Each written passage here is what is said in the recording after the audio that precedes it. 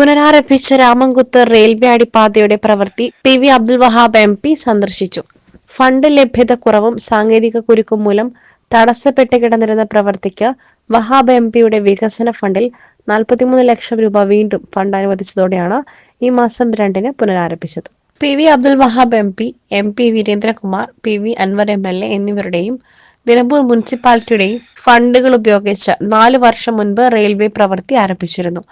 ശേഷിച്ച പ്രവൃത്തിയാണ് ഇപ്പോൾ നടക്കുന്നത്. റെയിൽവേയുടെ കിഴക്ക് ഭാഗത്തെ അപ്രോച്ച് റോഡിന്റെ കോൺക്രീറ്റ് പ്രവൃത്തിയാണ് ഇപ്പോൾ നടക്കുന്നത്.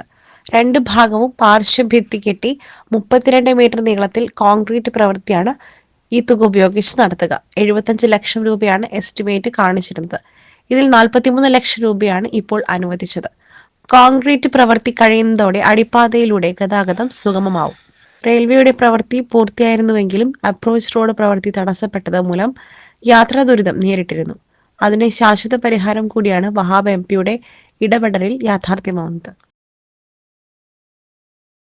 SS Gold, pure gold. SS Group, Nilambur.